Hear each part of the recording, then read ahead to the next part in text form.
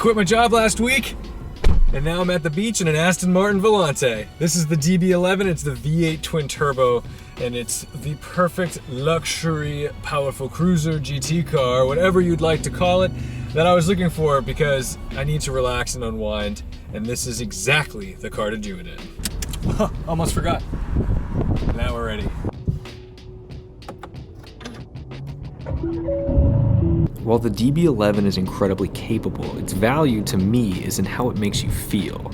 It's handsome without being ostentatious and flashy, trust me on that one. You can show up just about anywhere without making a scene, but rest assured you'll get a tip of the cap from any and all passersby. Normally I'm searching for empty driving roads to push limits, but in the DB11 I was more than happy to roam around beach roads and highways well under jail speeds. But of course I still found a punishing road for it.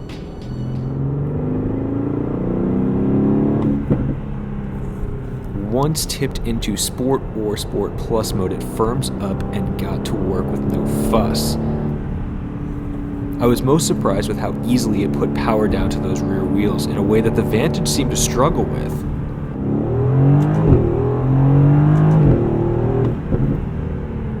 There was no drama, just go.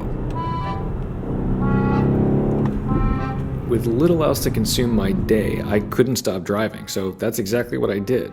Until I realized I should probably find a nice quiet spot to pull over and appreciate the finer details of the car.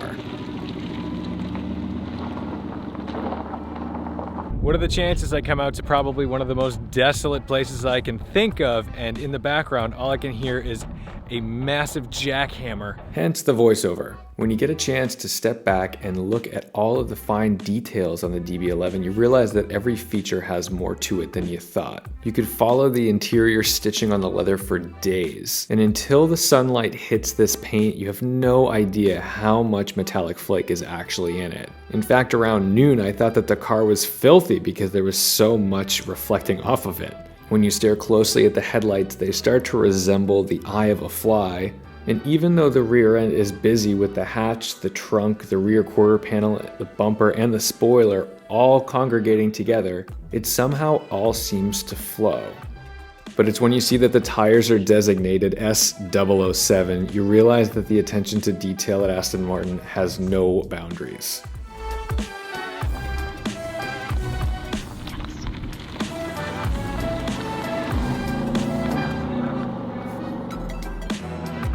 Having had the DB11 for the entire day, let's just go over some final thoughts. Now, first of all, the car doesn't fit in anywhere that I would live. So when I drive it into like neighborhoods that I would normally be in, it costs half as much as some of the homes in those neighborhoods, so you do look a little crazy. First thing I noticed about this car is the trunk space, and there, even though it's a convertible, there is still reasonable trunk space, and I get my Pelican case in there, but again, you're sacrificing that for the roof. This is soft close, which is kind of nice, although it doesn't make a very satisfying sound, so listen. I was hoping for like a good click and let me know that, hey, I'm closed, but it just kind of does that whiny sound and then, you know, all right, we're good. The styling of this car has grown on me a lot. Now, it's a super handsome coupe, and the Volante, honestly, I think it's better. The only thing that you're really missing is you don't get the cool arrow with the C duct that would come out of that rear trunk.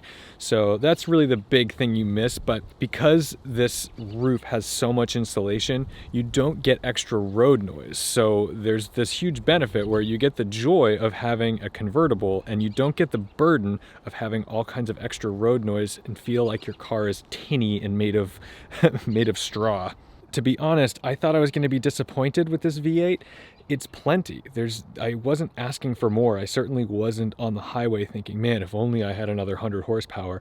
I'm sure the character of the V12 suits this car really nicely, but I think the V8 is more than enough, and it certainly gets out of its own way, and it makes a wonderful sound. So even when you're just sitting there idling, it makes the right rumble. One of the nice features is that you can put the roof down with the key. So when we hit and hold the unlock button, we can start the process. That's the trunk button. Take two.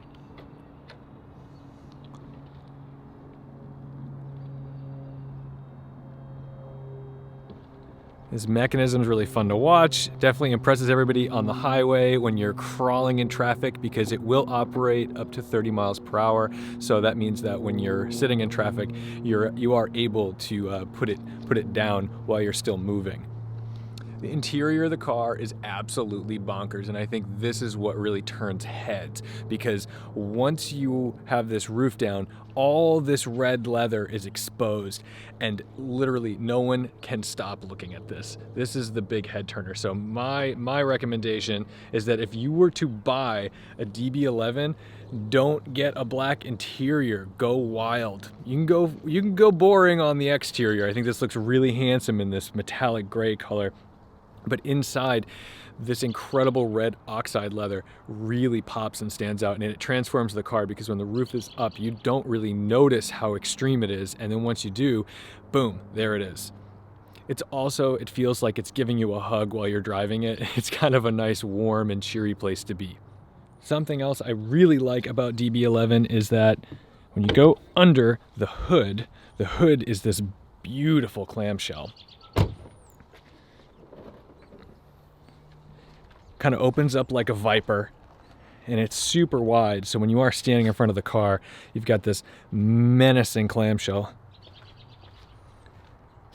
Look at that. Pretty much everything is behind that front axle. This is an AMG engine. You definitely find out by little tags here and there that are going to tell you, and each Aston Martin is going to tell you who inspected it. Special editions will have been inspected oftentimes by the CEO.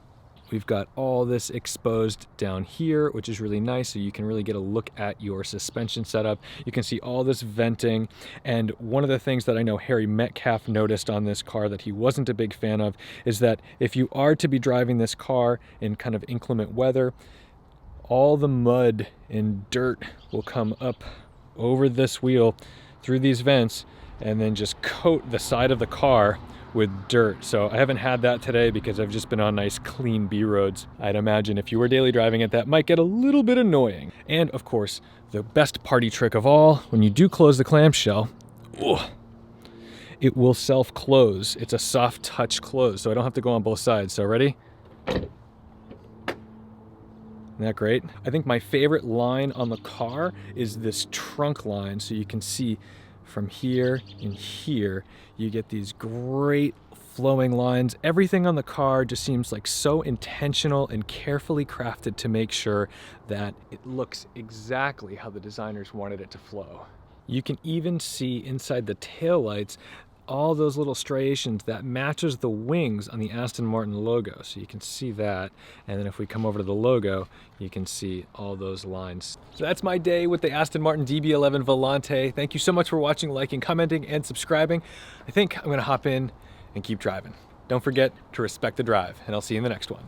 You've arrived. Destination is